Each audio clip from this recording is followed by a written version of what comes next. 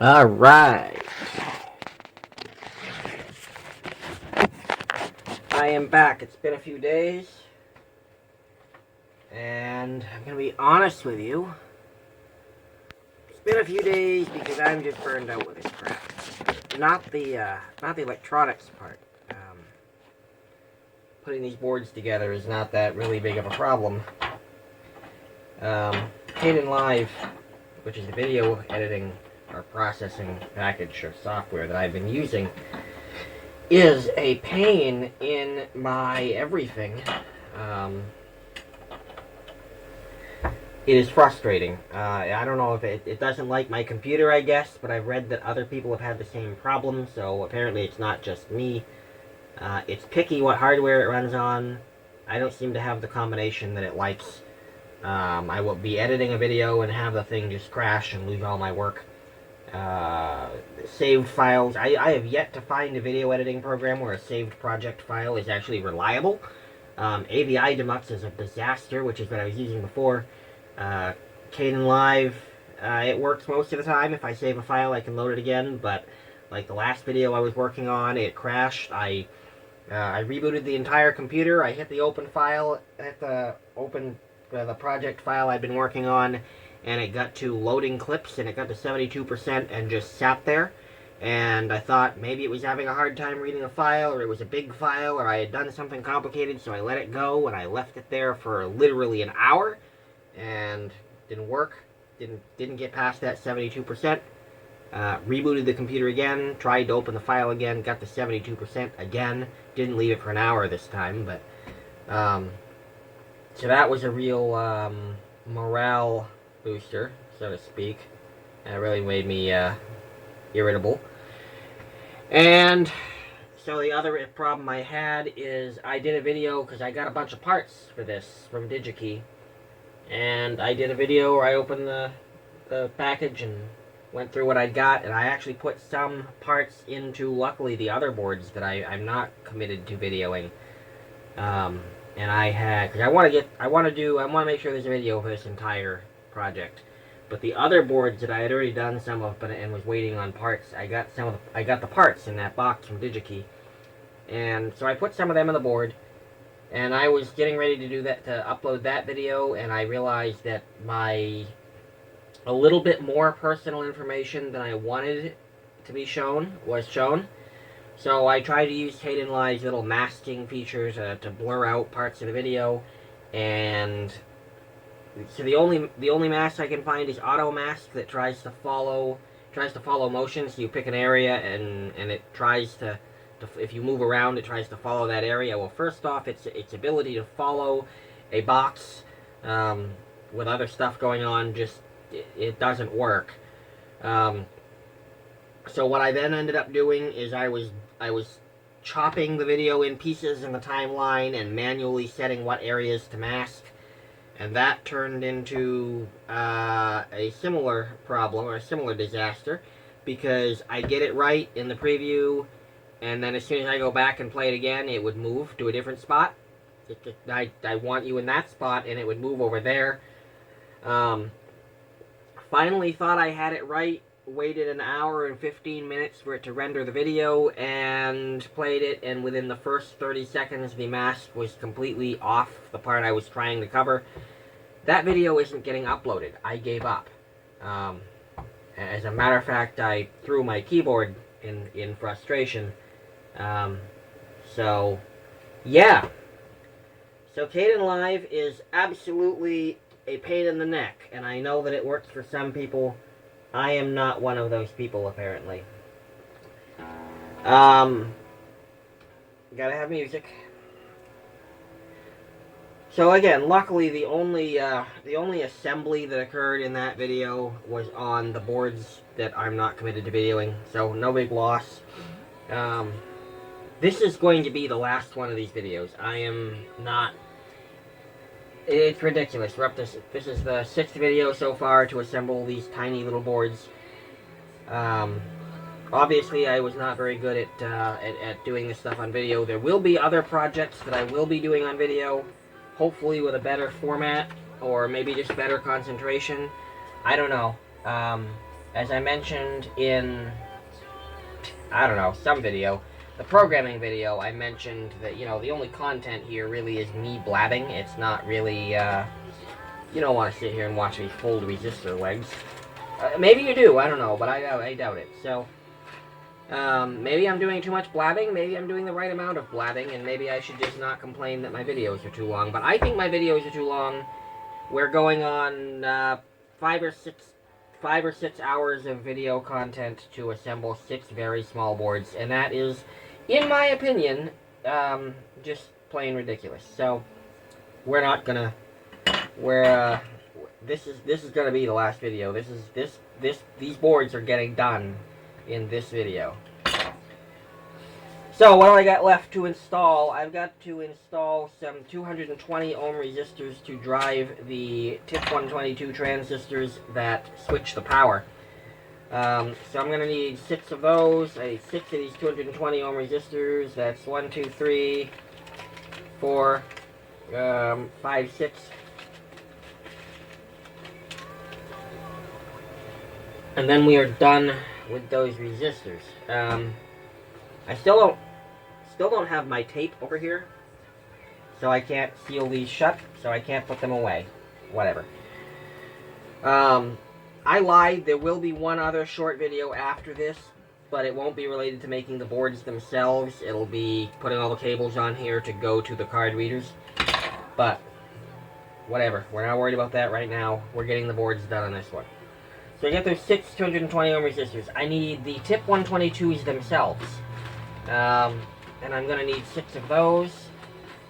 These are all the things I got from DigiKey. I got some 7805s in the TO92 cases. I got JST crimp pins for these JST connectors, which are the 2-pin connectors that are being plugged into the coin interface socket on the board. I did not get the equivalent for the 4-pin ticket interface, and I explained why in the DigiKey video, but since that one isn't getting uploaded, I will explain it again. I also got these 2-pin, the connectors for the boards, the 2 pins for the coin interfaces, and the 4 pins for the ticket emulation I already had. So, I did not buy the mates to these connectors because these were chosen specifically because the reason when I did the whole design for the board, I specifically used these connectors because these are the same ones that are being used on the newer Chinese ticket dispensers, the TL2, TL100, I don't remember, the TL ones. And I used the same pinout and the same connector. And the arcade that I work at, we already have, because we switched a lot of games from the old mechs to the new ones, so we have tons and tons of adapters already made to go from the Deltronics Molex connector to these. So they don't need any more connectors, they can just use the adapters that they already have. However, the coin interfaces at that arcade, none of those have plugs on them right now, and these boards are using these 2-pin plugs, same series as those. I'm lying a little bit. So these are the actual JST 2-pin ones.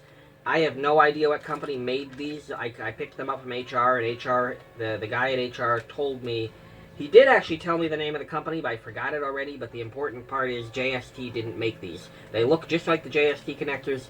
I already know that the ticket adapters that we have do plug into them because I use these on my ticket emulators. Same batch. HR had ordered 60 of them, and I so far have bought 54. Something like that. Yeah, I think I bought 54 out of their 60. So they've got 6 left. I guess they ordered them for somebody else, so they probably have less than 60 left. But either way, I've bought most of them. These are not the JST ones, but they're 100% compatible. When I spec these boards, when I do a bill of materials list, which I will do eventually, they will be using the JST connectors just because I know where to get them and it's a reliable source.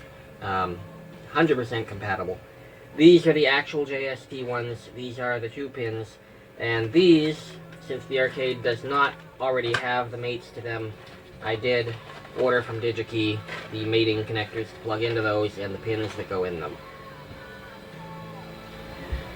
So, in addition to these, we're going to be putting in the tip 122s. Right, I got distracted because I was digging through my bin of parts here and came across those DigiKey connectors and had to stop and talk about them. So, I wonder what these are.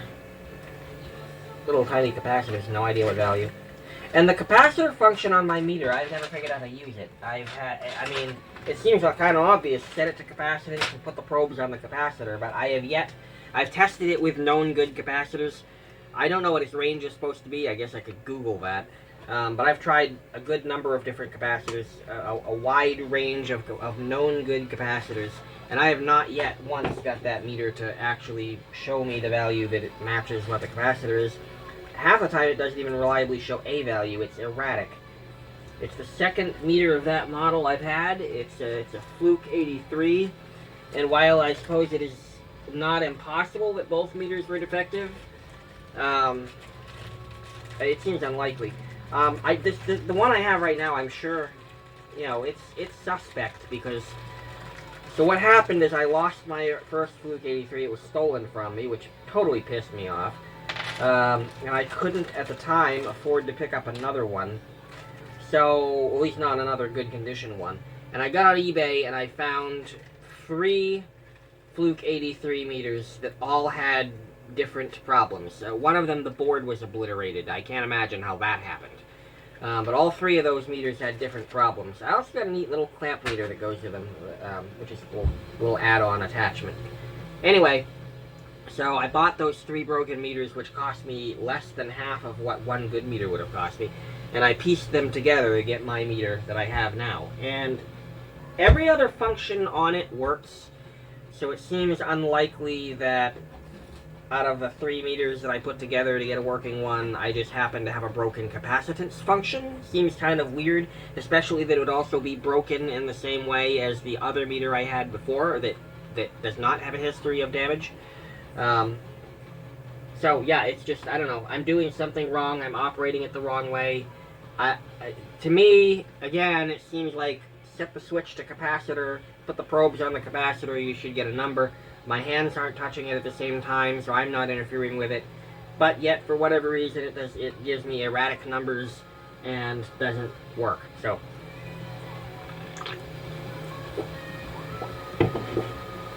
anyway, those little capacitors, if I can find a magnifier that works well enough so I can read the numbers off them, I'll figure out what the value is. But right now, who knows? Don't need them for this project, not relevant. So I got 6 tip 122s. I'm going to need 6. I'm going to need the 7805s, and I'm going to use, as I mentioned, I'm going to use the TO220 ones because they have a better, better heat dissipation, basically. I don't like running things close to their limits, and the little ones are quite close to their limits. So, in this circuit, they can be pushed close to their limit, depending on the user's settings, and I don't want to be doing that, so I'm not going to. So the next session up, there we go, 7805. Couldn't find them for a minute there. I'm sure there's a better way to organize this. I'm just proud that all my parts are actually together for once. Usually I can't find anything because they're all over the house. I will mention briefly, so I have posted a lot on my Facebook page about the whole virus situation, and without going into details, I am not on the stay closed forever side, nor am I on the open everything and ignore it side. I believe I have a better approach than either one. However, welcome to politics. We're in this world where as soon as you don't 100% agree with either side, you are automatically demonized and assumed to be strongly in favor of the other side. So I had one of the let's stay closed down forever people take offense to my suggestion that maybe there was a middle ground, and wanted to suggest that I have some vested interest in going back to work immediately. Listen, I am sitting here in my pajamas, very nice, spooky rock, which I have not taken off in 2 days. I've been sleeping in between this. This is my work. I fixed the light for my boss, independently, not as part of work. I've done bicycle repair. I am not dead. I am not completely out of...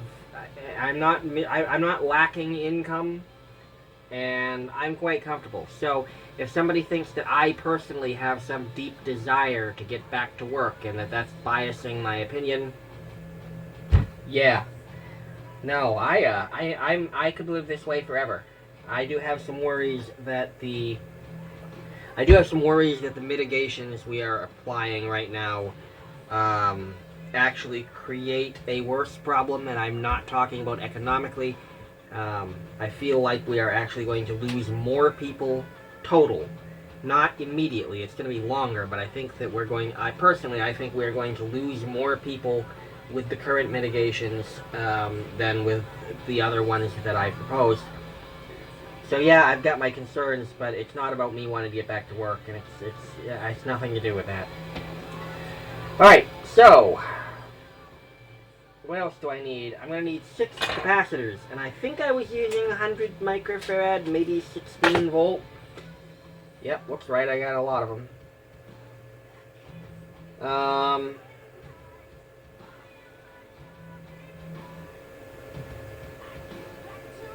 I mean, I gotta order more of these is what's really gotta happen. Look at those 220s. The lowest fit in the board. So my design, and I don't have enough of them. So I go to 100 volt 16, or 100 megafarad 16 volt. I have 100 microfarad 25 volt too. I gotta order more. I gotta refill my stash here. Yeah, we're gonna go with 100 microfarad 25 volt capacitors. Since I know that 3 of these are going to wind up in the Bonanza shooting gallery, and that thing, that is some of the oldest still working electronics I have seen in my life. I have seen older, but not much. And, yeah, I don't know, I just don't trust the thing to be... I expect the voltages to be all over the place, so we're going to go with the higher voltage capacitors on these. I'm not putting the LEDs in these. I mean, I guess, I put the resistors in, I might as well put the LEDs in too, right?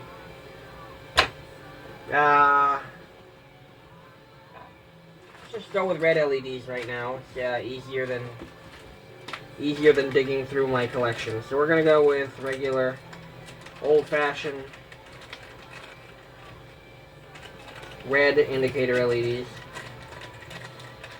So these LEDs, as I mentioned in another video, I made a slight error in my design. I was planning on these LEDs being able to be used as a status indicator. And unfortunately I shared a pin. I was looking at it and thinking, oh, I'm sharing this with one of the programming pins, the flash SPI pins for programming the microcontroller. And when you do, they won't interfere with programming, because during programming the microcontroller is held in reset, the software isn't running anyway. And when I was looking at the schematic, I was just looking at the SPI programming pins. I'm like, oh yeah, I can share with that, no problem. And then I sent the boards off to be made. And then, actually, after I built the first couple of them, and I was working on the program, I realized that I had not noticed I also used, that pin is also used as part of the I2C interface, which is what I'm using to communicate with the little programmer to set the options on here. So it doesn't make it completely impossible to use the LED, but it does mean that the LED cannot be doing anything indicator-wise while communication is taking place, and it greatly complicates the software to switch back and forth. So I'm not actually, in the current firmware, I'm not actually using that LED for an indicator of any kind. I could in the future, but it's not immediately useful. Hence my deciding whether or not I want to put it in at all. It does blink when you're programming it. It's a communication light. It comes on when the programmer's plugged in, and it flashes when data is transferring. Anyway, I'm putting it in there because there's a spot on the board for it, but it isn't really particularly useful. But and since those are the lowest profile components, let's put those in first. See, do anything else? Regulator, capacitor, tip 122, a resistor, an LED. And I'm using my usual method of holding the LED up to the light so I can see through it, and the long horizontal flat electrode is negative. I know that's not 100% reliable because at the arcade we have an entire box of LEDs that are backwards. And I don't really know what to say about that, other than some manufacturer did that just to prove me wrong. And I know that metal electrode is just a place for the LED chip itself to actually sit, and there is a wire connected to it from the other electrode. And I know there's nothing saying that they have to put the negative, you know, the negative, the surface has to be the negative. It just traditionally is, and I've kind of come to rely on it. And then that company did that just to defeat me, I swear it. So there's two other methods I mentioned in another video, but why not? I'm here. There's two other methods that are more reliable, that are officially correct to determine which one is which. The cathode, which is the negative side of the LED, has one side of the case is flat instead of round, and the lead is shorter. So the longer lead is positive, the shorter lead is negative. The longer lead is anode, shorter lead is cathode, positive, negative, anode, cathode, plus, minus. Call it what you want, I don't care. And the flat side of the LED is also negative. And in the eagle symbol, in the eagle library, the symbol for the LED, this is useless. You can't see this. Speaking of which, let's get that out of the way. The eagle symbol has a flat side on the drawing to indicate the negative side. So match the flat side to the flat side. Match the short lead to the flat side. Gonna work. Look inside the LED and see this horizontal one that looks like the minus symbol. Attach that one to the flat side. And that works as long as you don't have the weird oddball LEDs that Jamie bought just to mess with me. Actually, he didn't even know my way of identifying LED legs until the exact same day that I discovered that his were backwards. Alright, let's get soldering. Let's get some parts into these boards. And you've seen me do this a million times. I'm not doing anything exciting. I'm soldering LEDs into boards. And what I'm doing right now is I'm doing one lead on each LED. And then I'm going to come back. I'm going to press the LEDs down with my finger while heating the back side to drop the LED all the way into the board so it stays flush with the board. Because I don't like things that are floating up and wobbling all over the place. They offend me. I don't like the wobble. I also don't like what that LED just tried to do to me, but that's okay. Alright, heat it up, hold it against the board until it cools off. And then what I'll do is I will cut the leads to length, and then I will go back and I will retouch these connections, because they probably aren't the best connections after being treated this way. And also solder the other leads. That one actually is nicely down to the board anyway. I thought with one of my projects there was some big component that I was having a hard time getting to stay in place, and I actually thought to. I didn't do it because I would be very angry if a company did it to me and then I had to repair their product. But I certainly pondered super gluing the component down to the board before I soldered it. I wouldn't do that. That's just a mean thing to do. Someone's gonna come along and have to repair something, and I mean, especially since big components are often high power components and are often the ones that fail. That's just a dick move. Someone's gonna come along and have to repair it, and they're gonna call you all kinds of mean names because you literally super glued the part to the board. So just don't do that. It's mean. Alright, so that's all the LEDs with one leg each attached. I cut off all the extra.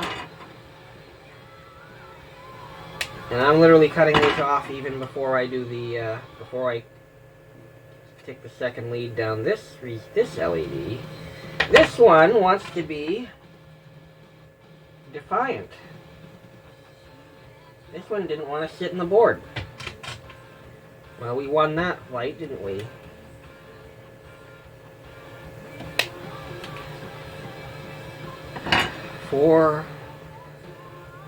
You can probably tell I'm getting tired of the videoing process. I'm getting tired of working on these boards. It just takes so much longer when you're explaining what you're doing. And I'm going to do it, like I said, I'm going to do some other assembly series, other electronics projects on video, but I'm going to work out a better format. Again, I mean, maybe people actually do want to sit here and watch me fold resistor legs, but I feel like that's...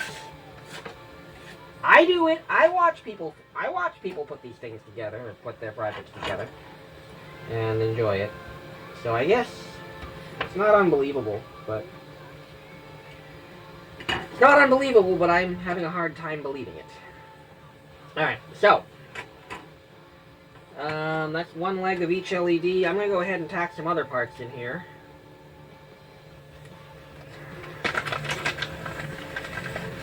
I'm feeling like these connectors are a good thing to put in because they will stabilize the boards a little bit, and I'm going to test that theory before I actually start soldering them, but I feel like they'll hold up the loose end of the board, or the low end of the board, and probably make the thing a little more level to help me with the other components.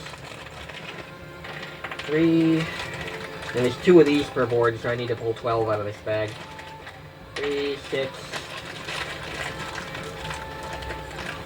9, 12. Some of you may have also noticed in a couple of my videos, maybe you noticed, maybe you didn't, around the 30-minute mark, there's always some kind of transition, and it's not always a smooth one because I'm not very good at transitions sometimes. But that is because my camera, after recording for a half hour, my phone rather, after recording for a half hour, it starts a new file. I learned that doing these videos. I did not know that my phone did that. Alright, so we're going to put a 4-pin connector in each. Where'd my solder go? I have the hardest time keeping track of solder.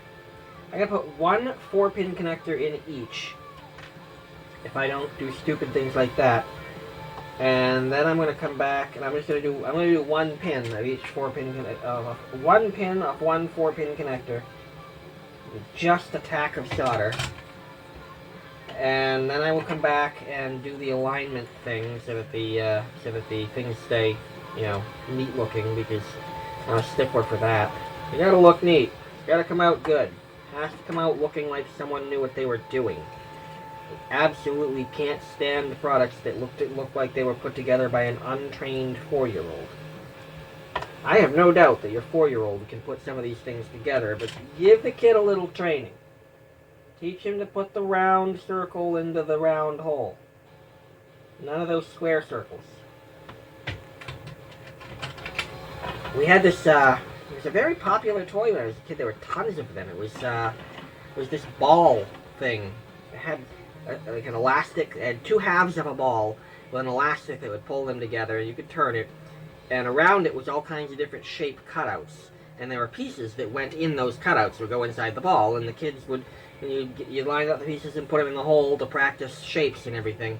And then you could pull the ball apart and drop all the pieces back out and play it again. I haven't seen one of those in a long time. I don't really play with a lot of kids' toys, I guess. That's probably why. I don't have a kid of my own.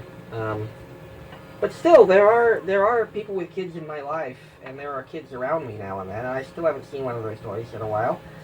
I don't know, are those obsolete? Does anyone still make those? I should look that up, shouldn't I? Instead of asking you.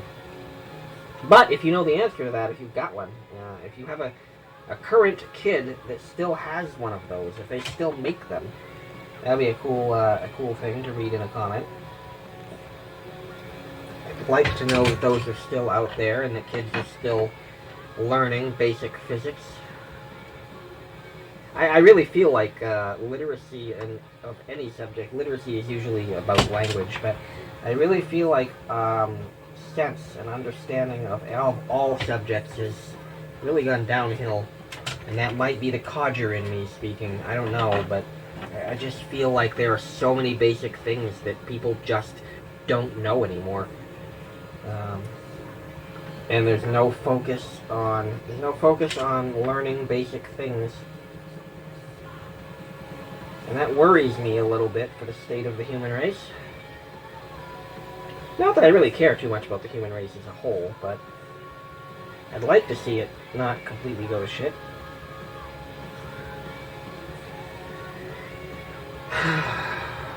Yeah, it's the codger.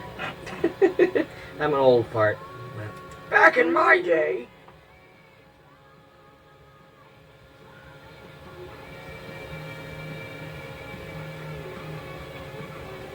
I'm not that old. Almost 40. 39. 39 years old. I'll be 40 next year.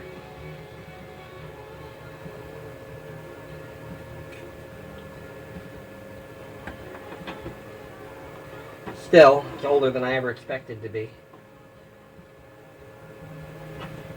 I don't know what that means. I guess I really wasn't really... It's not that I didn't expect to make it this far, it's just that I never really thought about it.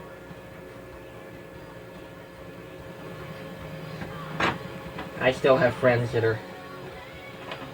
I think the youngest person I currently call a friend is 17. Most of my friends from school are no longer around.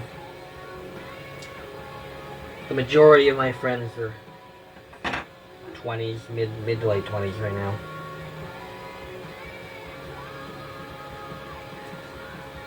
My roommate, when he's my roommate, is... I don't know. I don't know. Born in 95, you do the math. He's at 2020 now, so I guess he's 25. He's an interesting one. Good guy. I don't have bad roommates, at least I try not to. Had a few. Had a few roommates that just didn't work out. And then I have this one that everyone told me would not work out. He's certainly got a reputation. And yet has been lived with me almost 10 years. And is probably the single easiest to get along with person I've had in my house ever.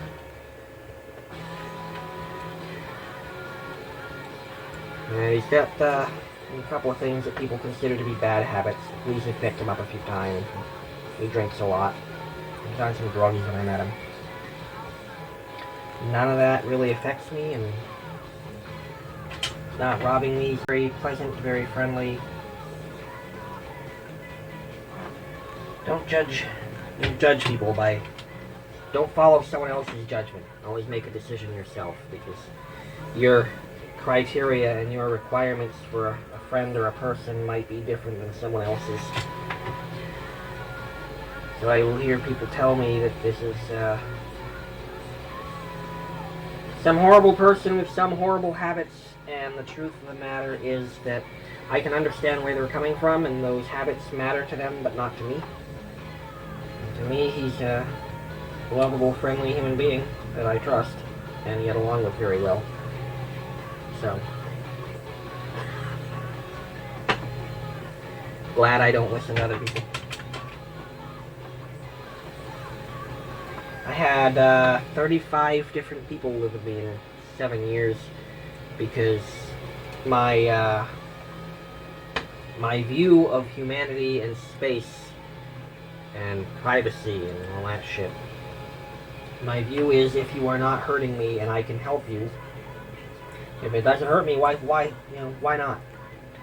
So I'd have people show up at my house, usually friends of friends of friends, and there'd be a comment that they didn't know where they were going, and I'd be like, pull up a piece of carpet, I don't care. You're here, you're not robbing me, you're not hurting me. Whatever. As long as it doesn't cost me anything, I don't care if you crash on my floor, find an air mattress somewhere. Go sleep in the other room. last person who mysteriously disappeared left a bed behind.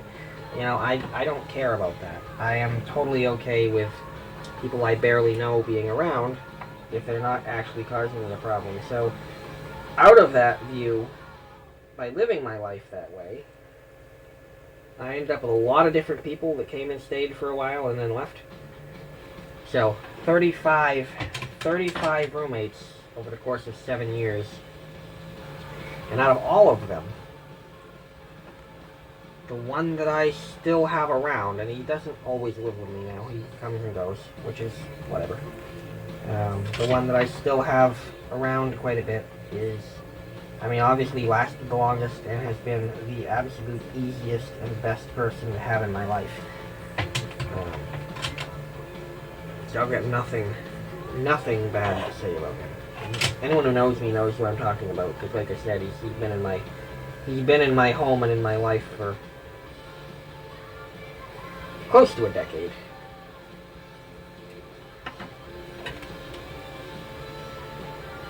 I've always kind of gravitated toward anyone that somebody else had something not great to say about, because I know that my views of people differ, and because I know that some of those people make really good friends.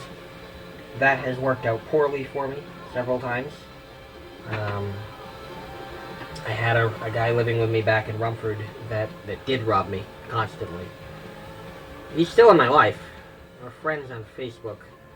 We don't interact much, and I'm okay with that. I'm not. I miss some of the good times, but overall, there was just too much shit going on. And but that never discouraged me. I still kept gravitating toward allegedly messed up people in hopes that eventually I'd encounter one that really wasn't that bad. And that's what I have now. He's awesome. He's not messed up at all. Certainly not normal. He's not dangerous. He's not a thief. We get along well.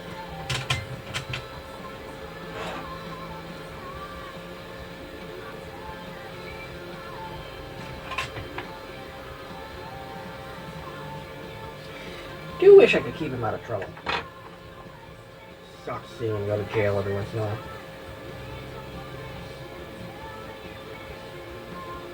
Miss him when he's not here.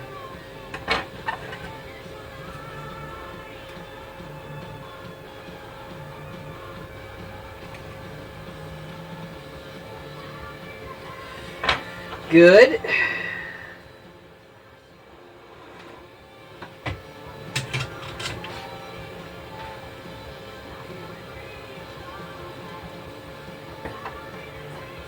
Three more connectors, and then we're done with the connectors. And move on to,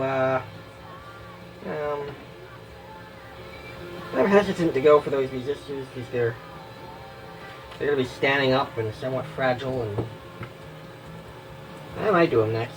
I was about to pick, oh yeah, no, those are the only stand-up resistors. So I'm probably going to do the capacitors next, those big electrolytic, not big, but those electrolytic capacitors I'm probably going to do next.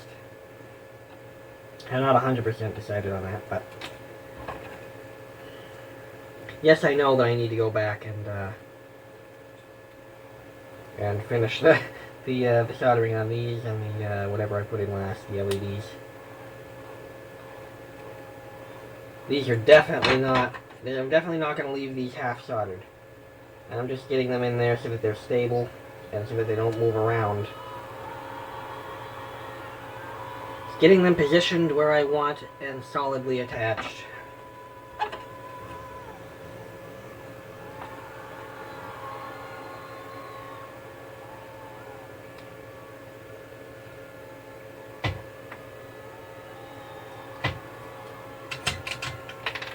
Really? Did that really just happen? That really just happened. That one totally just fell out of the board because I didn't have enough solder on there to keep it in place. So I'm trying not to put a lot of solder on these initial connections because I want it to easily be moved around to get it lined up. And apparently, in that vein, I didn't get enough solder on that one. Although, maybe it just hasn't cooled off enough when I let go of it, because There certainly seems to be plenty of solder in that hole. That hole is certainly not devoid of solder.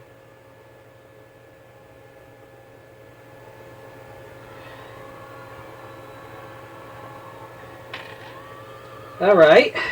Well, that didn't go as planned.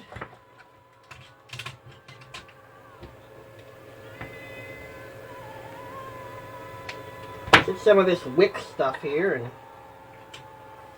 see if I can clean out that hole, because there's definitely plenty of solder in there. It won't let the connector back in.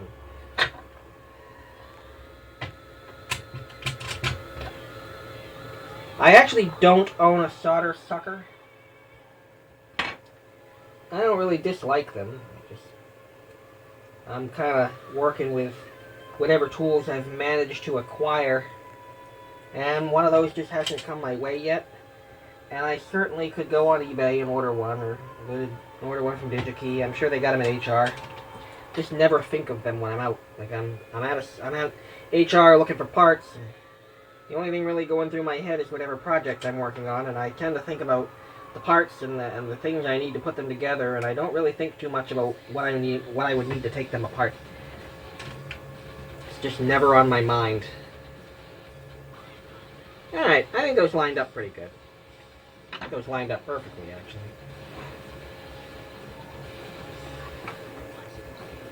Okay. So now I'm going to preempt my phone's file change, because this is a good break point, so I'm going to stop this video and then start another one. And then, yeah. Well, turns out that's a fail. I'm already at 40 minutes, so I'm already on the second file. Now I'm on the third file, because I did actually start a new file anyway, but... Alright, so those are in. Now let's do some capacitors, and these are electrolytic capacitors, and it matters. The polarity matters. The eagle symbol has a plus. The capacitor has a band that shows minus. So the one with no band goes into the terminal marked plus. And that's kind of obvious, but you know, trying to be complete here. So there's one. Despite how careful I am about getting these in the correct direction, I'm still always paranoid when I finally apply power to the board, because I'm always worried that I somehow got the capacitors backwards. Hasn't happened to me in a while, but I can't say it's never happened, so that paranoia always exists. So I just noticed another thing about these, which is just like the LEDs, the negative side, the lead is actually shorter, which is it's a good way to get the polarity correct, as long as you're not dealing with used components or something that you've pulled out of a board. Because if the leads have been cut, you can't tell which one was longer when it came from the factory. That's why I don't like to rely on that method. So in the case of an unknown, so I know about those LEDs for sure, because I've used that batch before from that brand. But if I don't know for sure and it's important, I will use the correct method, but I will not rely on the length of the leads. I will look for the flat side on the side of the LED, or I will look for the band with a minus symbol in it on a capacitor. And don't be fooled, I have seen a capacitor where the band was marked plus, where they labeled the positive side. I almost think that company did that just to be dicks, like, hey, everyone's going to expect this to be minus, let's label the other side just to see how many people blow them up. I would do that. I'm that kind of evil person.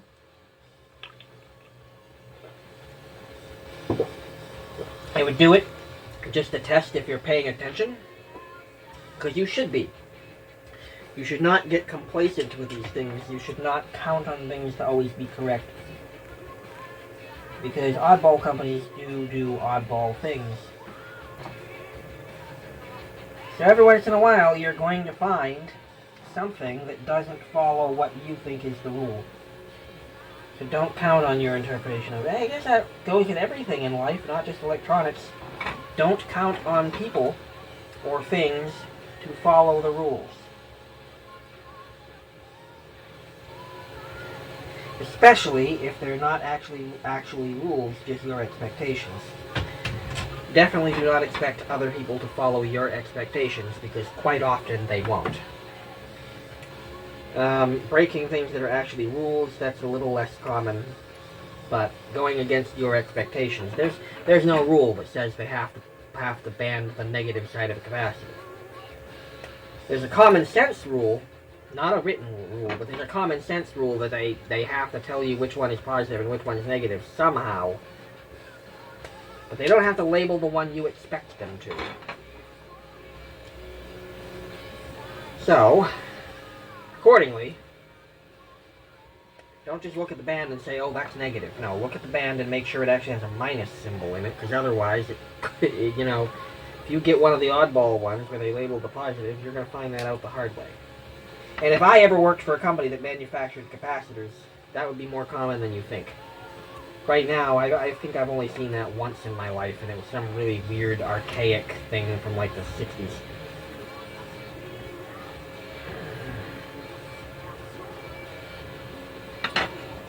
Okay, that's those placed. So I guess now I will go back and I will solder the leads that have not been soldered yet.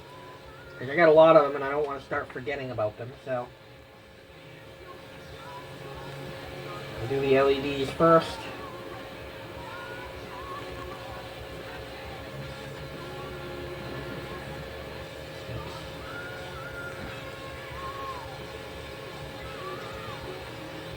I think that worked. And let me see what else. Yeah, I'm forgetting things. I did the LEDs. I gotta do the capacitors. And then the connectors. I think that's the only thing I've got waiting for me right now. Now I'll do the capacitors, which are over here.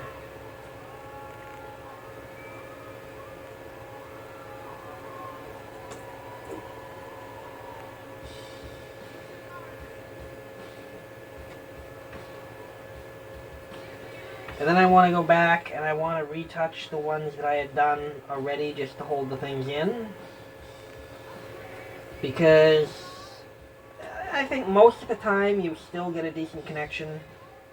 But the fact of the matter is I did solder them and then reheat them and move them around, and that's not always going to be a good thing. So just want to go back and retouch them and just make sure that they're actually soldered good. Soldered good. Good G-U-D. I think they're probably fine. Most of these, I mean, all the ones I've touched so far felt pretty solid anyway, but just to be sure, we'll retouch them. Alright, and then the connectors. And these we're definitely going to retouch on the ones that are done after. Because I deliberately did not put enough solder on these. I just wanted just a little bit to keep things in place. So what I'm going to do is I'm going to do a good amount of solder on one terminal on each connector. And then I'll go back and retouch the ones that I had already done. And then, after that, I'll go fill in the ones that haven't been done.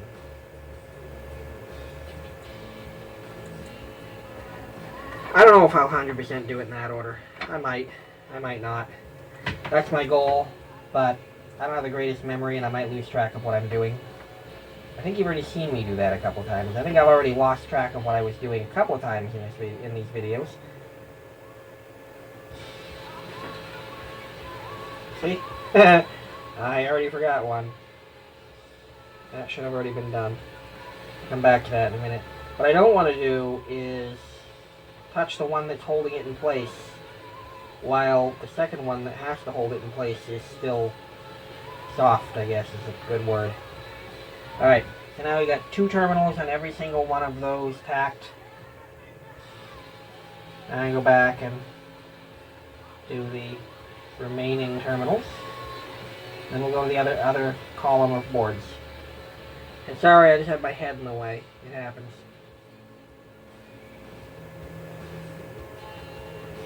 I might do some of these live sometime, probably the next project.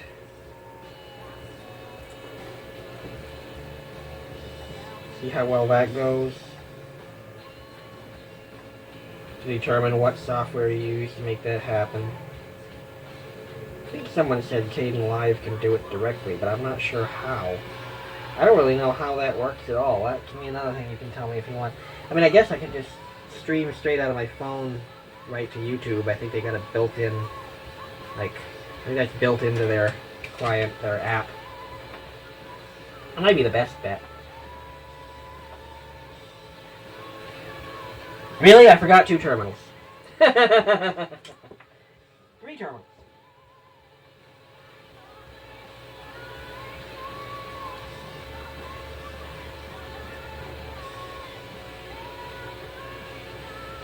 Alright.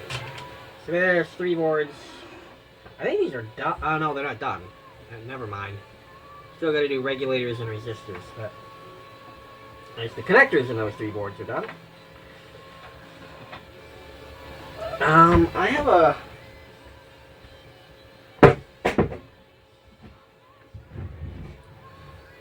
I don't know if this is going to help at all.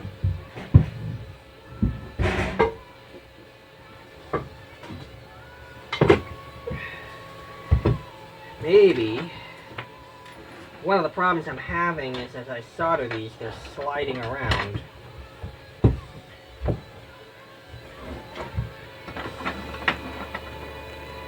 So that might help. That might help. That might help with the sliding around problem. One thing that'll help with my mental situation right now. I turn that off now. One thing that'll help me mentally is not listening to live recordings of music. And I don't know. You know what? We're gonna listen to Green Day today. We're going to listen to Green Day. Well, I'm going to listen to Green Day, and you're hopefully not going to hear it. Just because why not? We were listening to Hailstorm a minute ago, and while I like Hailstorm, I really don't like live recordings in general. I like live music. As a matter of fact, I've seen Hailstorm live, and I did like them. But I still just don't really like live recordings. And I don't think this is really going to work, because can you even see that? Let's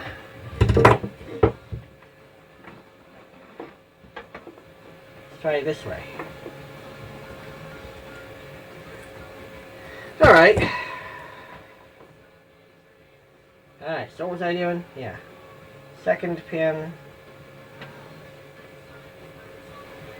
on each connector. Not touching the ones that I've already heated. Or not touching the ones that are holding the connector in. Doing just one to the left of it.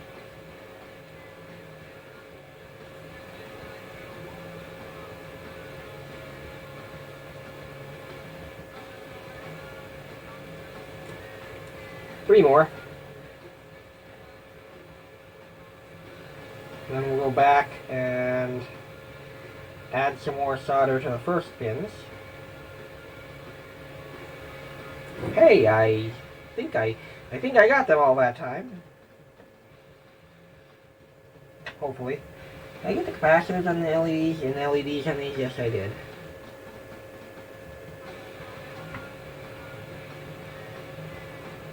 So what I'm doing now is I'm just adding more solder to the pins I had soldered the first time just to hold the things in.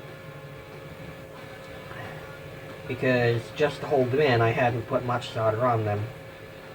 Certainly not enough. Just a little tack.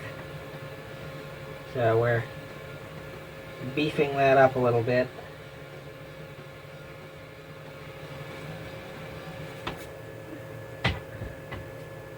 It's funny, all of the common types of meat are also verbs. You can beef something up. You can pork. Pork can be a transitive verb, or you can chicken out.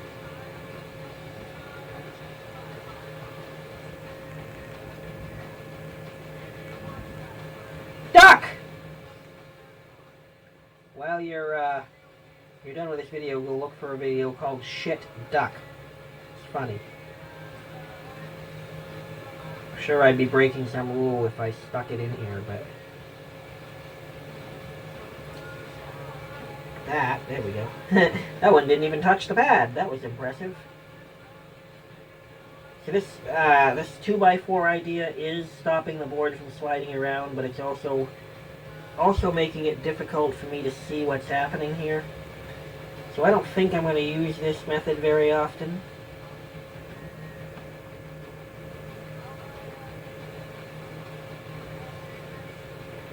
I'm going to have to come up with some other, some kind of rail or something I can put down on the desk just to stop the boards from sliding around while I'm soldering them.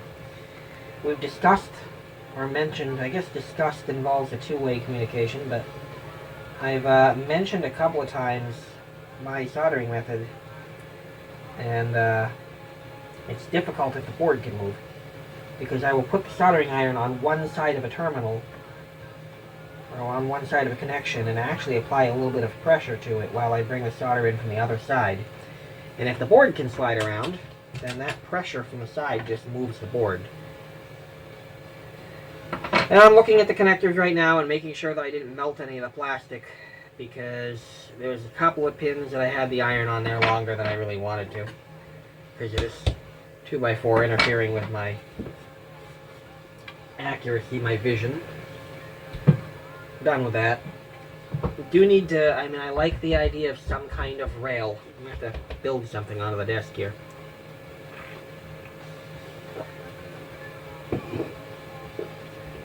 Something smaller than a 2x4.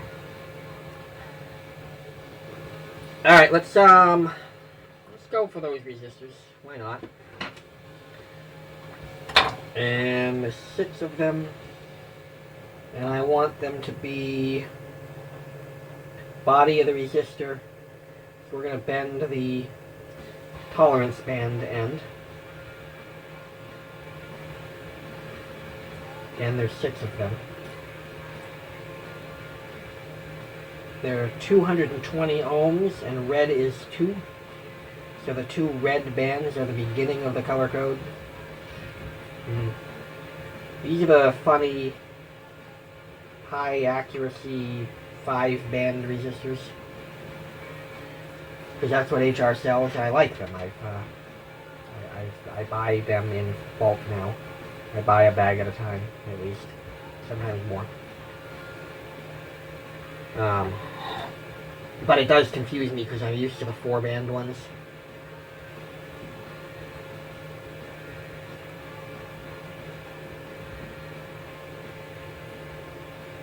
So I just look at these as, you know, why do these resistors have extra bands? Why do they have extra colors? Well, why not? Right? But it confuses me sometimes, even though I'm used to it, and I know what it's all about, and I understand it, and I can still read it. Just why? I don't know, it just messes with my head, that's all. Okay.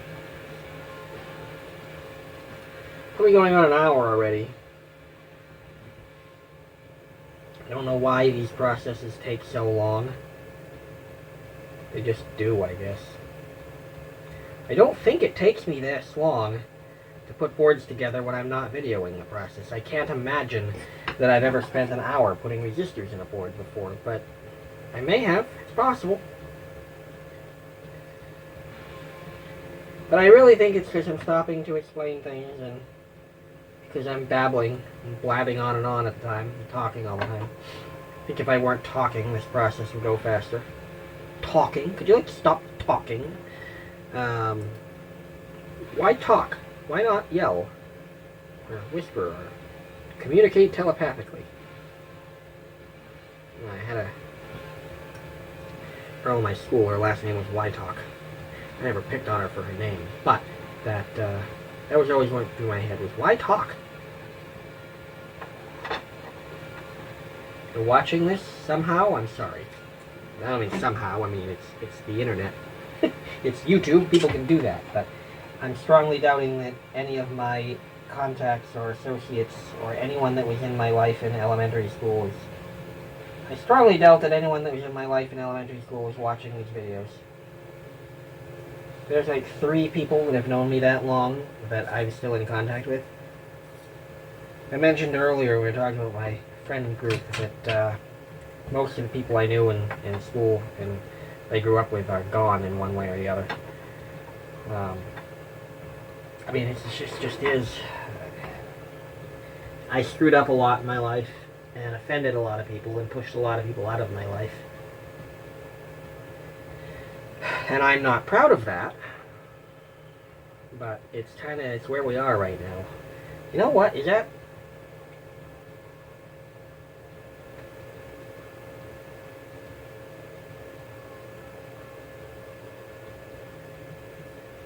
a little bit worried about the ISP connector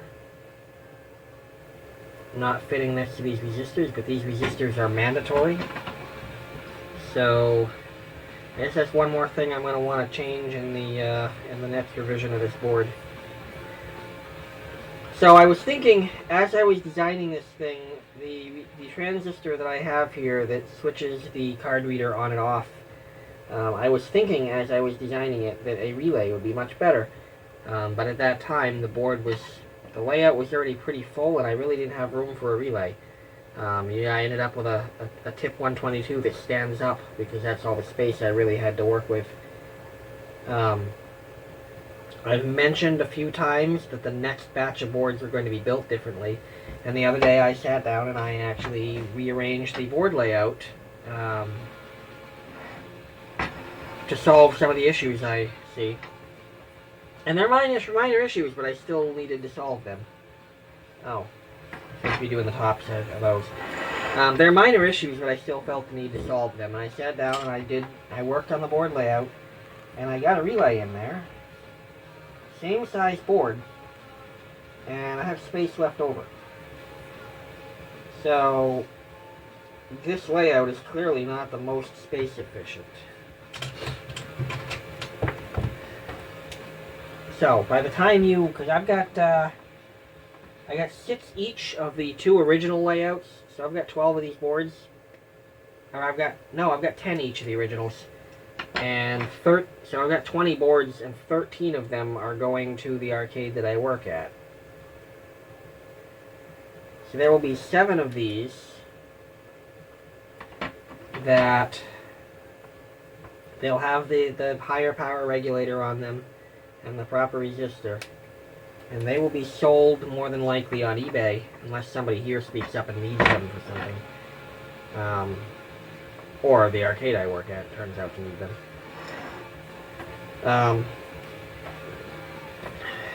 After that, after those are gone, we will be running the new design. The next batch of these that I have made will have relays. They don't have the tip 122 anymore because this is just a smaller, a 3904 that drives the relay coil. And they have the large regulator, and it lays down on the board. They're very low profile boards. And I'm not doing any more of the separate, this design. I'm not doing any more of this design, of this style. All of the new layout, the new one will all be the next batch will all be the new layout, and they are going to be the ones that mount directly onto the back of the reader. Because honestly, I understand there probably will be scenarios where you don't want the board attached directly to the back of the reader, or if the reader is attached to a part of the game where the thickness of the mounting surface prevents you from adding more stuff onto the back. I know there are going to be times when the attaching directly to the reader is not the correct answer, in which case you can just put some screws down through the 2 holes and mount it to a board somewhere. There doesn't need to be a separate design for it. There does not need to be a separate layout. That one, I could tell when I soldered it, did not do what I wanted it to. Don't like the way that one came out, so it's better. Alright, we got the resistors in. I am really worried about the ISP connector, but I mean the little ones I make with the DuPont connectors, that'll be fine. But the USB ASP connector, the one I have, has a pretty big plug on the end of that. I feel like it is going to be a problem. That's over there. Whatever. Alright, all we got left now is the TO220 parts, and then we are done with these. Maybe. So yeah, there's another little quirk I'm facing. The DC input connector, I almost have enough of them. I would have enough of them if this one wasn't messed up. I don't know what the deal with this is. I don't know what I was thinking or why I did this. But there is a piece of wire soldered onto this, bridging the two terminals together. And I can't imagine why I would have done that. Alright, it's off. That went better than I thought. That worked. That came out better than I thought it would. So, alright, so I should have enough of these. I gotta figure out where the rest of them are. And there's a chance, there's a very realistic chance that I will not be doing all 6 of those on video. Because I don't even know where they are. Yeah, I don't even know where they are. Where the rest of them are, I know I have them. But as I said, I'm intending this to be the last one of these videos, and I don't feel like I'm going to do one and then start a new video just to do the other 5. So you're probably not going to see me do those. Which is not the end of the world. You're going to see me do one, and then you can just assume I did the same thing 5 more times. Alright, let's get some TO220 parts on here. What do we got? We got a 7805. That goes, you know what? I need to bring the layout up on the computer and make sure that I get the pinout right, because I think these are opposite of the TO92 ones. Like, I have the pinout for these memorized, and I'm pretty sure the TO92 one is the opposite way around. So, let's see. Arcade, IODRAGOON, this one right here. It's this version.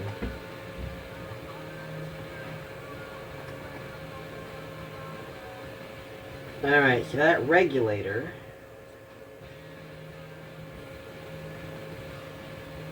Yeah, the side closest to the capacitor is the input. Yeah. The side closest to the capacitor is the input, which is the left of... When you're looking at one, see which way is the camera facing. When you're looking at one this way, with the tab on the top, and you're looking at the writing, it goes input, ground, output. So, the side closest to capacitor is the input, so it goes this way. So these, the boards, the layout was originally designed for TO92 regulators. This might be a problem. There we go. It was originally designed for TO92 regulators, which I'm not using because they don't dissipate heat very well.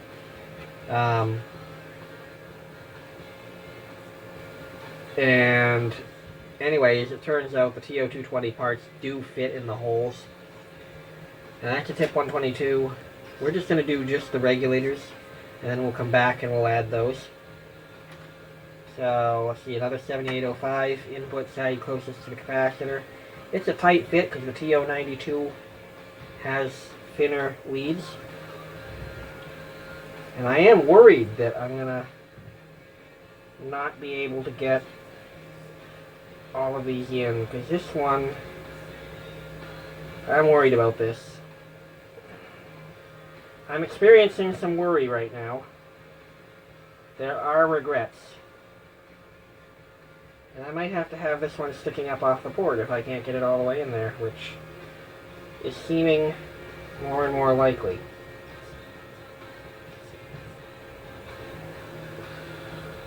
So yeah, this is a flaw.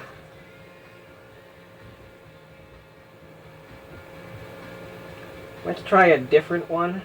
I don't know what's tighter on this one. This is going together tighter for some reason, and I don't know if it's the regulator or the board.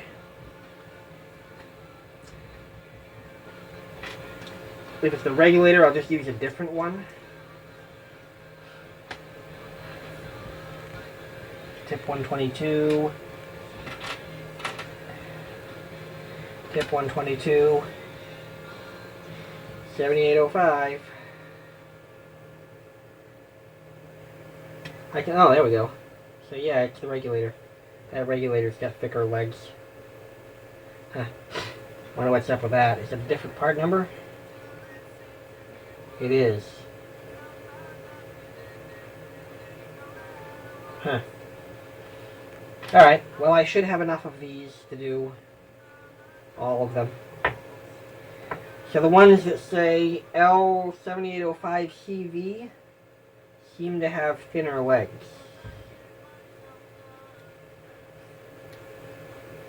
We'll see. Yep. So 1, 2, 3 of them. L7805CV. Tip 122. Tip 122. L7805CV. Tip 122. So we need to exchange that other 7805 for another. This is the ones I ordered from DigiKey recently. They're L78S05CV. So there's an S in them. I don't know what the S is all about. S somehow means wider legs. Alright, there we go.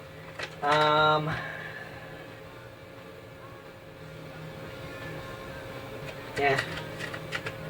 Legs are a little bent from trying to force it in there. I'll have to unbend them whenever I get around to using that part, but whatever.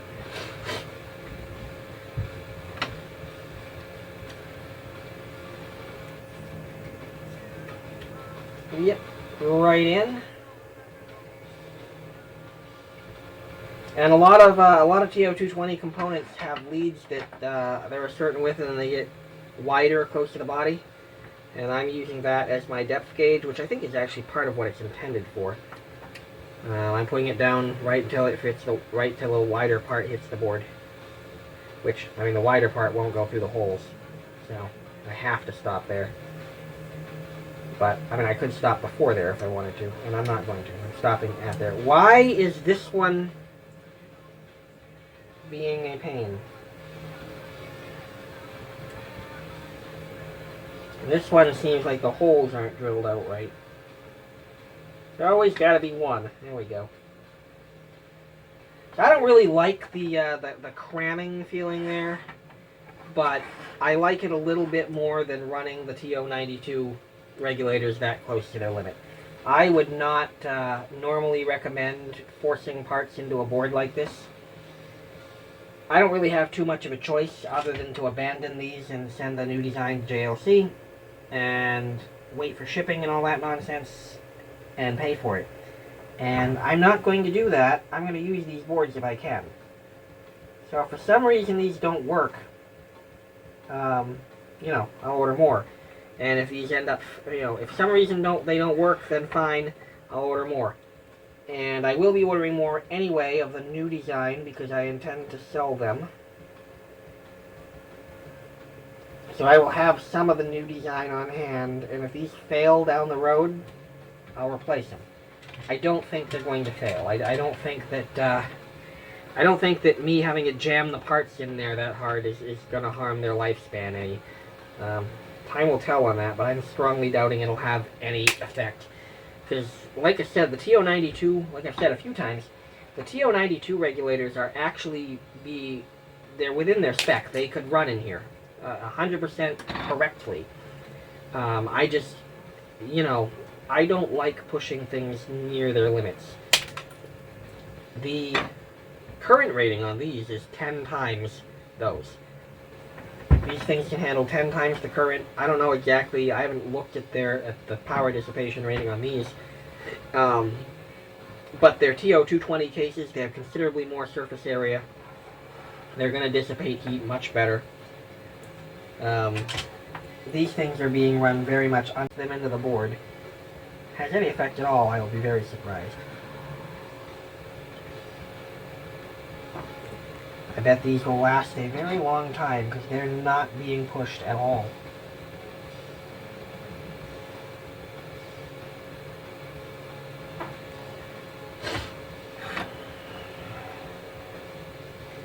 I dare say that these, even having been physically abused and stressed a little bit, trying to force them into the board, I pretty much guarantee they will outlast the TO92s that are running close to their thermal limits, I think.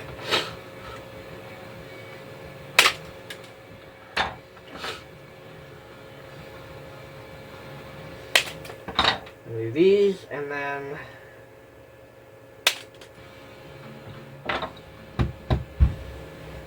these, and then the tip 122s, which are these. And these are, I actually have TO92 or TO220 intended holes for these. These are actually what was in the original design. So these are not going to have any difficulty fitting in there.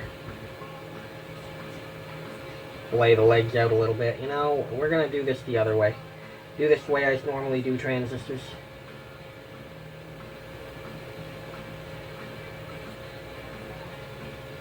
Just because I know that it works, and what I was trying a minute ago didn't seem to be working out that great. So, cut a little bit off the middle leg of each one.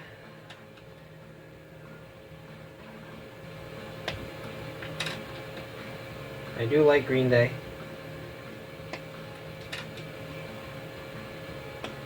I have some musician friends that will pick on most of this type of music for being too simple. It doesn't take any talent to play that. Okay? Don't care. Not listening to it because the musicians are violating the laws of physics to play their instruments. I can think of all kinds of things that take a lot of talent that sound like crap. I'm listening to it because it's good music.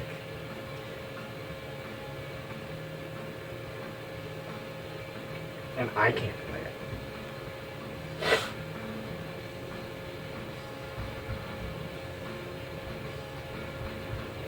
Alright, so,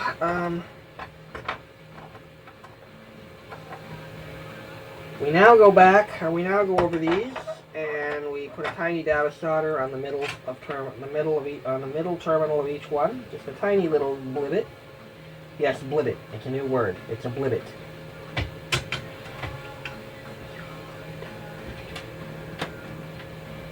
And I waste your time too. I'm wasting a lot of people's time for these videos, but whatever. You're the one watching it. Okay.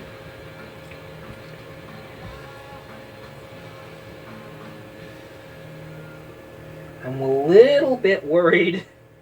I probably should have done the end terminals.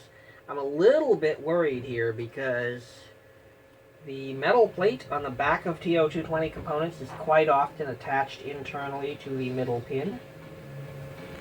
So by heating the middle pin while holding my finger on that metal plate, not always a pleasant experience.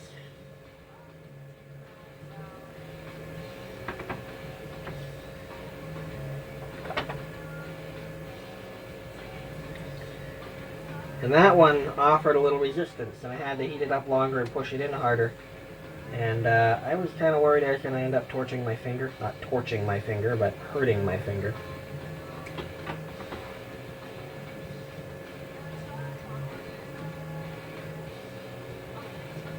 The eagle layout symbols for these could not be easier. It's almost a drawing.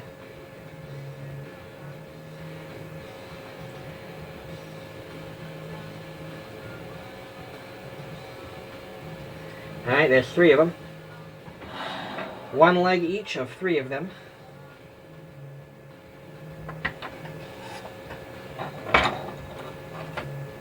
So now we'll do the remaining 3.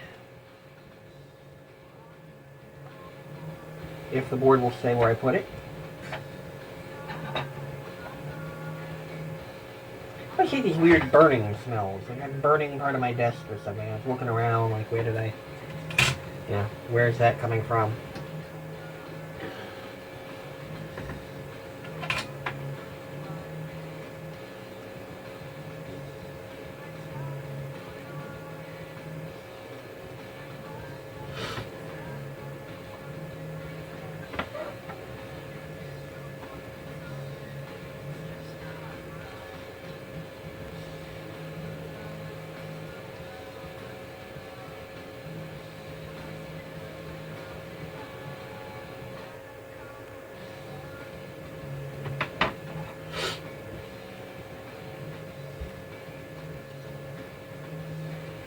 This is even more exciting than normal. I'm completely silent. I don't have anything to say.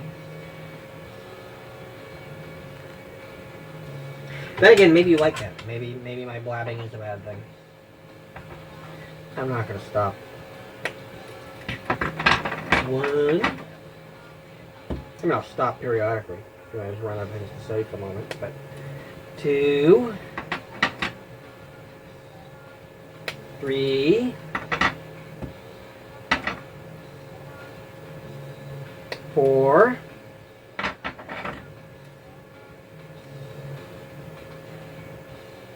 5. 5.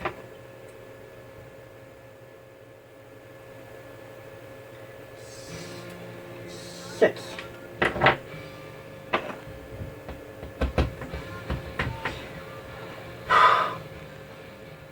I'm so sick of this stuff. Alright. Back to do the outside terminals.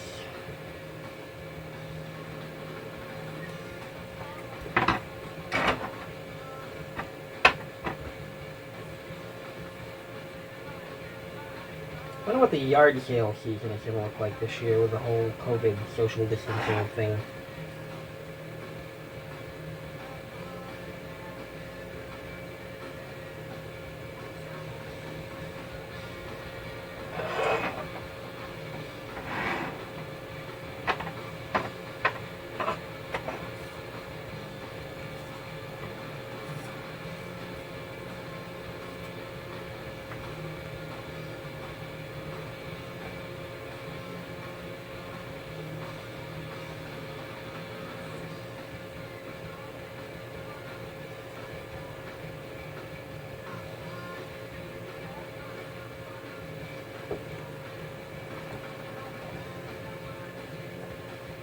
Come on.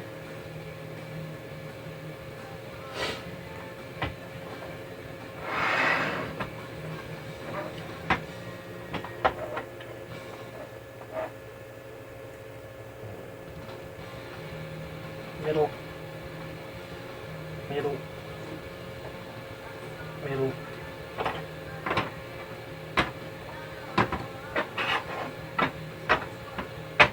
Wake up. Computer went to sleep. Still playing music. Distraction. This is probably more distracting than being awake. I got internet relay chat window. Oh no, I don't have an IRC window open right now. Usually I got an IRC window open and it moves and distracts me every now and then, but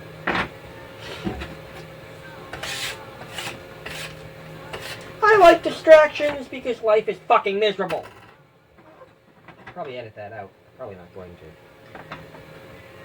Did I do the regulators, all 3 terminals? I did on that one. Good. Good. Always inspect your work. Make sure that you did the things that you might have forgotten doing. And also, go back and look at your capacitors and make sure you got them in the right way.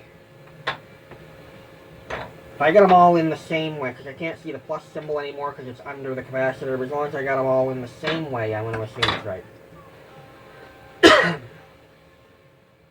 Alright.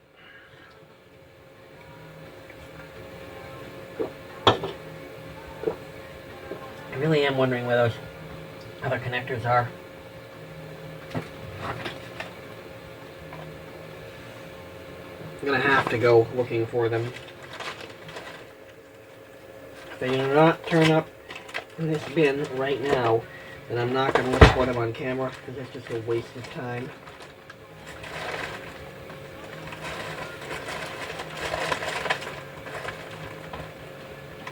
Yeah, no, they're not in here.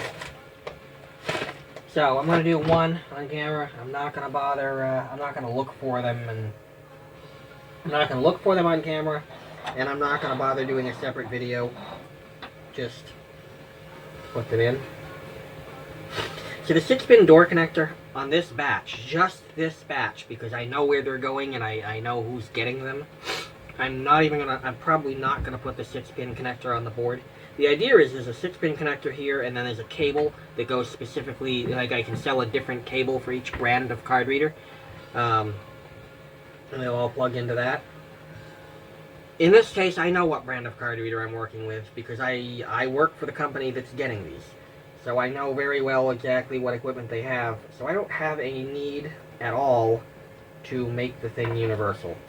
So I'm not going to bother with a connector there. I'm going to take a piece of 6-pin cable or 6-conductor cable, solder it straight to the board. Obviously, in the ones that I sell, that will not be an acceptable solution. I need something to hold that. I guess I could try to do it with the pliers. I'd like to just have a mating connector. But I don't, so attempt it with the pliers it is. No guarantee that I'm going to be able to do this. I'm not the most talented or coordinated human being on the planet. Used to was.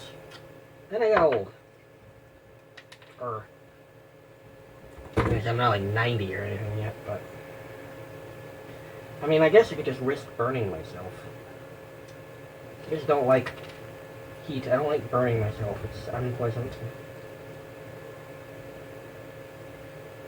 That's the kind of pain that I don't deal well with. I mean, other things happen to me, and like I said, I enjoy them. But most physical pain doesn't really faze me too much. I usually just kind of get over it. But being burned is the one exception. My mother did electronics work too, and she was really scared of letting me learn to solder. And I don't think she understood just how much I already hate being burned. She should have no fear of me not being careful. At least at the beginning. Because heat is probably the only thing I'm really scared of. Or really careful of. I don't know if it's scared, but heat, being burned, is probably the one scenario that I am most careful of. Just because I dislike it that much.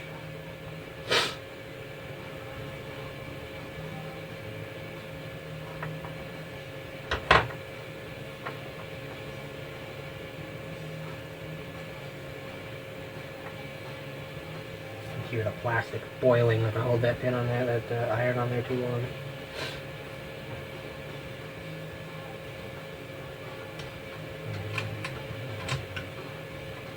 Alright. So, there's a last step. This board is done. These 5 will be done, and they're not, because I gotta find those connectors.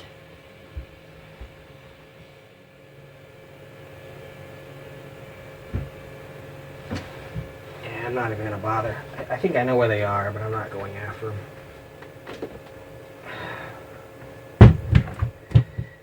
As a last step, you see all that flux residue there? Whew, smell the alcohol. Getting drunk just thinking about it. And either that's a short Green Day album or we've reached another hour or so. While that's soaking there, I'm going to Hollywood Undead. How about that?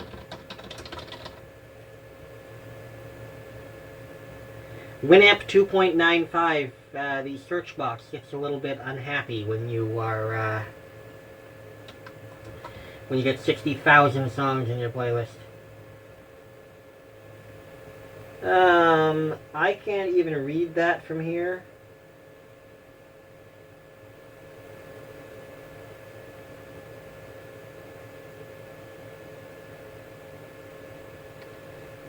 I can't read it, but it's track 1 of some Hollywood Undead album. Dead Bite. It'll work. Swish that around a little bit. I do this to all of the boards. Just to clean that flux residue off.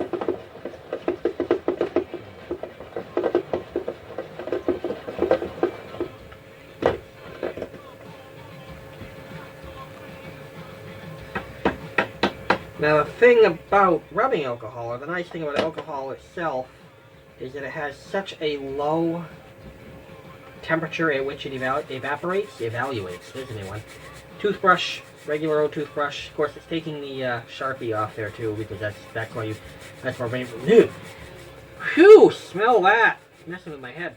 The way you erase Sharpie is with rubbing alcohol, and I just erased the 4 off the board. I'll have to write it on there again, but that was a 4? Crap, I did board 4 before I did board 1. Whatever.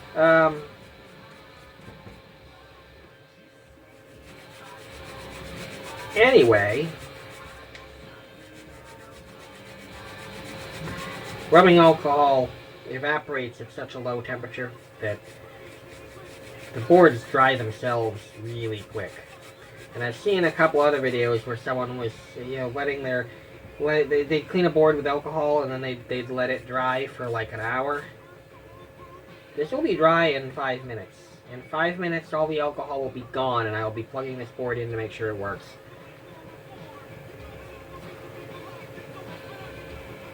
Little hair on there. Don't tell my roommate this is his toothbrush. I'm just kidding. Besides that, he'd use it anyway, like the alcohol. Not really. Alright. So this side, I'm not going to do this, I'm not going to touch this side with a brush, it's just not worth the effort. I'm trying not to get rubbing alcohol in my eye. Although I am rubbing my eye, I guess that'd be appropriate, right? So I could put this under a heat lamp, or hit it with a heat gun, or even a hairdryer, or just put it in front of a fan. And that alcohol will, I mean, the top of the microcontroller is already dry. 5 minutes, I'll be plugging this thing in. But, anyway. Before, lots of yummy brown, yellow, yucky crap. After, all gone. I actually like these.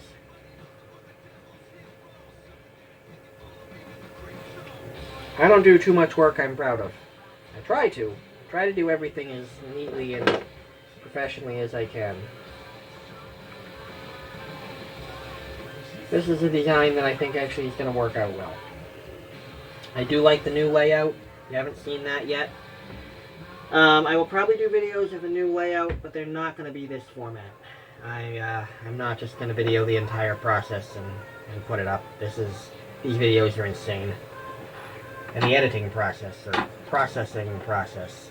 Really, the only reason I bother with kdenlive at all is to compress them, to get them smaller so they don't take so long to upload. Of course, on the other hand, they take a long time to render, so am I really saving any time? Those containers don't seal very well, so I got a Power Wheels battery that sits on top of it that keeps the alcohol from evaporating right out of the container. Alright, that's all. That is the end of this. Like I said, I think I mentioned, I think I said I will do a video when I hook the cables up. I plan on it. But this is the last assembly video. The last thing you will see will be the next video. The next video will be the last one you see. And that'll just be putting those, they're called iGrid connectors, onto the ends of the 6-pin cables going off there to plug into the card readers. I don't know what format that video will be in yet, but that'll be the last video in this series. These are done. I gotta solder connectors into those other 5, but these are done. This is the end of the videos. The videos are done. Once again, I will cover, before I go, I will remind you that what the purpose of these boards is. I work in an arcade in Maine. We just switched to, we have a lot of games, we have like 300 games. It's a big arcade.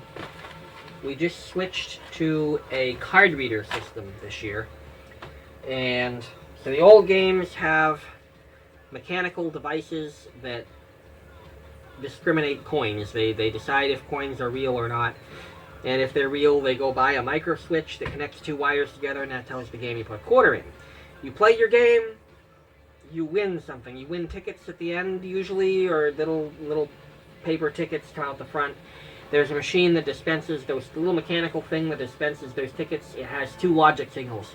It has a motor run signal going into the dispenser that tells it to spit tickets out, and then there's a signal coming back from the dispenser. It's the notch signal, and there's a notch in the side of the tickets, and as they go by a little optical interrupter sensor, it sends pulses out that notch signal.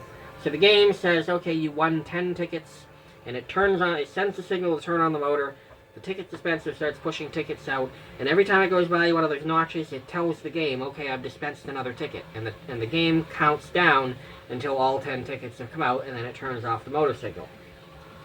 It's a very, very, very simple system. However, different companies have different expectations, and there are different ways to run the ticket net, or the ticket dispenser. So, do you stop after you've dispensed 10 tickets?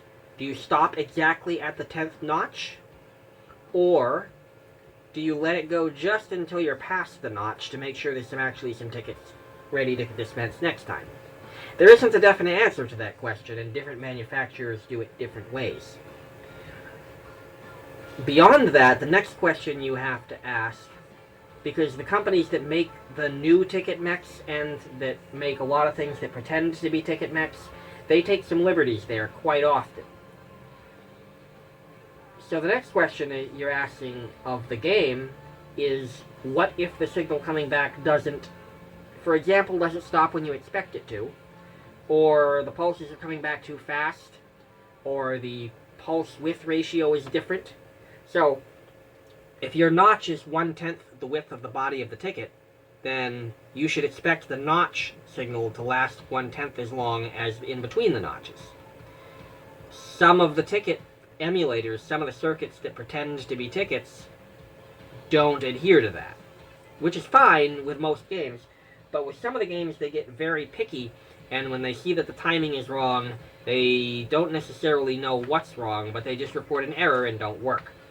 The company Skeeball, not specifically Skeeball Games, but the company called Skeeball, which of course made Skeeball games, they made a bunch of other games too. And some of their games, some of their older games, are the pickiest ones out there. And the company that made our card readers does not have, to my knowledge, a solution, because the card reader, where we switch to cards now, instead of tickets, there's a machine, a little computerized machine, that you tap a card and it connects two wires together briefly to tell the game that you've put in a coin, and that works on all of them. But then it has a circuit where the game tells it to start dispensing tickets, and it makes its own pulses and counts them so it knows how many tickets the game tried to dispense. And if those pulses don't line up with what the game is expecting, in most cases the game works anyway, because most game manufacturers didn't bother programming that detailed error detection in. Skeeball did. So their games don't work with their older games don't work with the card readers. That is one of the things I've solved here. These boards, their primary thing is they just do a better job of emulating a ticket dispenser. They will talk to the card reader. They don't care how bad the timing is on this side. They don't care, and then they do perfect timing on the other side to make the game happy. So another thing it does is we have a second game. We have another game not made by Skeeball. It's made by I have no idea who made it. But it had 2 ticket dispensers, because you could win a huge jackpot on it, and mechanical ticket dispensers are slow. So they designed it to use two ticket dispensers at once. And when we switched to the card reader only plugs into one of the ticket dispenser connectors. And the game is fine with that. It'll run the card reader, no problem. But in the same time, it's also constantly telling you that the other side is out of tickets. It's a cosmetic error. We could certainly deal with it, but why? When I can make a board to solve it. So that's why this has 2 ticket connections on it. It'll take the tickets from both of those, add them together, and and send it to the card reader. The third purpose of these boards, where I work, is that we have a very, very old shooting gallery. And it doesn't give out tickets. So its ticket circuit can't be picky, but its coin circuit is. Number one, it expects a normally closed switch, while every other game in the arcade expects a normally open switch. We found that out I found that out the hard way.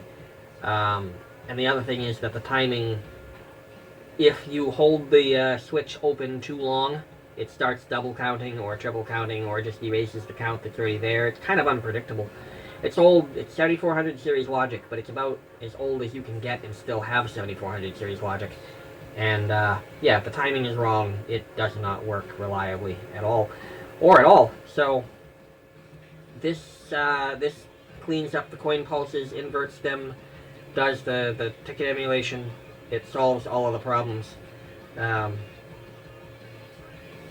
I'll be selling it as a card interface fits-all board, because I think the majority of problems this thing can be programmed, the majority of interfacing problems this thing can easily be programmed to fix. So that's the purpose of these boards. You've now seen several videos where I've made them.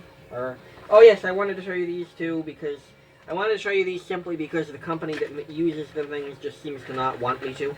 I will not say the name of the company. They are the leader in cashless payment technology or something like that. I don't know exactly what their slogan is, but it's something like that. They make card readers for arcades.